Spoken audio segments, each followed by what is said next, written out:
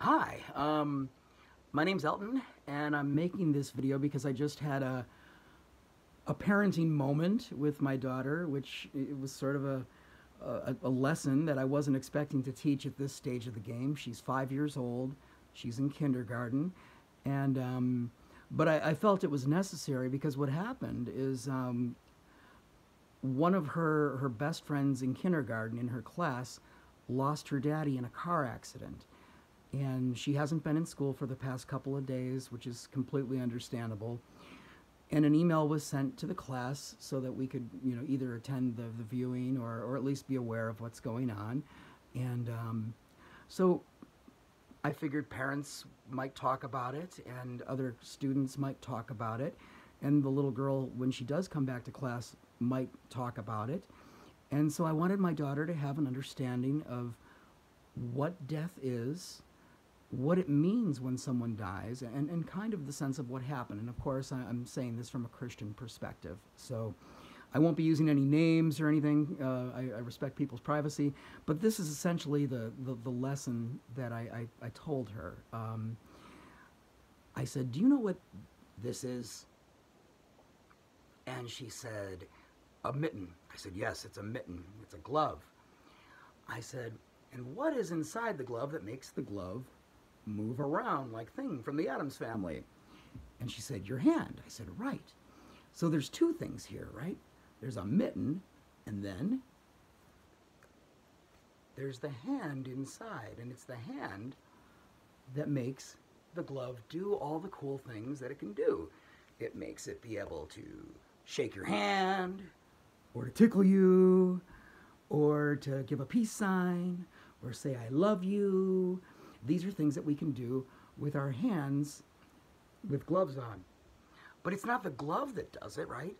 Because the glove by itself can't move. It just flops around.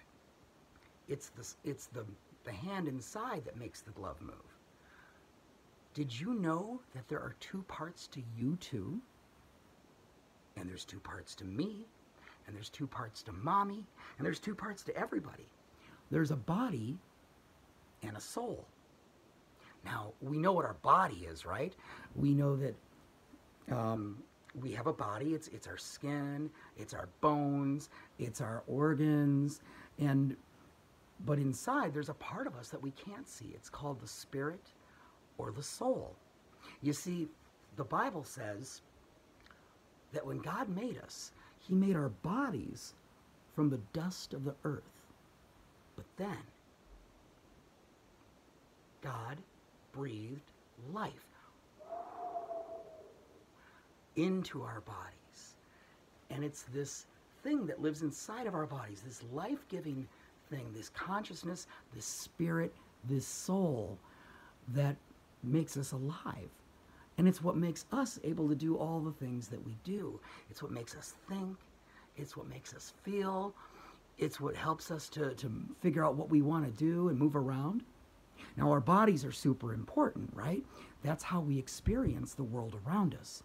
We need our eyes to be able to see. Our nose is for smelling. What do we use our ears for? To hear. And we use our mouths, this is a tricky one, to eat, yes, but also to taste. And that's how we know about the world around us. And we use our hands, of course, to do all kinds of different things. We can play catch and throw a ball. We can play musical instruments. We can climb. We use our legs to run and jump and dance. And we're very connected and attached to our bodies. But it's the soul, the spirit that lives inside of our bodies that causes us to do all these things. That's the part that's really alive, just like the hand inside the glove. Of course, our bodies can get hurt sometimes, can't they? And they can get broken sometimes. Sometimes you fall and you get a boo-boo and you scrape your knee, and it takes a couple days before the boo-boo goes away, right? Our bodies can naturally heal on their own. But sometimes we get hurt and we need to go to a doctor, or we get sick and we need to go to a doctor to help fix our bodies. And she mentioned that her papa had to get a surgery to fix his leg. I said, exactly, right. I said, and sometimes our bodies just get really old and worn out, kind of like the glove I'm wearing now. See, it's got a hole over here and a great big hole in the thumb. It's a very old, beat up glove. And I'm like, but sometimes our bodies can get hurt so bad that they won't heal on their own, and that even a doctor can't fix them. And when that happens, that is when the spirit leaves the body. The body returns to the earth. Remember, God created it from dust, and one day to dust it returns, but the spirit does not die.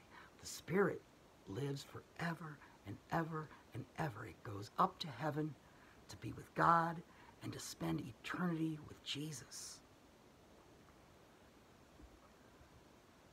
Now, when someone dies, usually they have a funeral, which I wouldn't really call it a party, but it's a gathering of friends and family and loved ones who come, and what they do is they take the body that's still here, and they put it in a very beautiful box called a casket.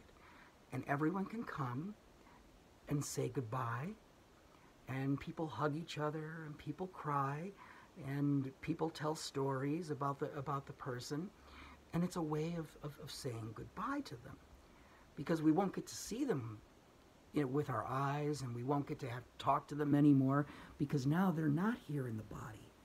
They're with Jesus up in heaven.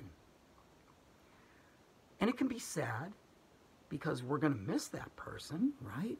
We'll miss our friends, and your friend is going to miss her daddy, because she's not going to get to talk to him, or to play with him, or to hug him, because now he's with Jesus in heaven.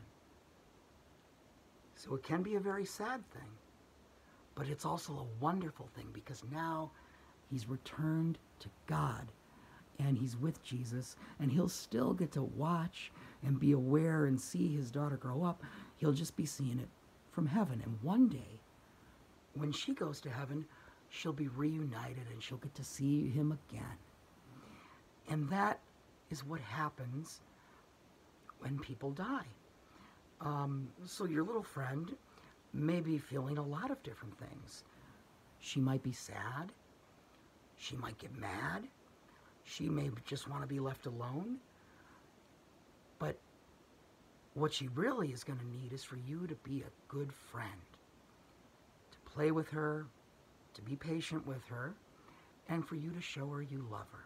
That's the most important thing, because she'll be feeling lots of different things. Sometimes she may want to talk about it, and sometimes she might not, and that's okay too.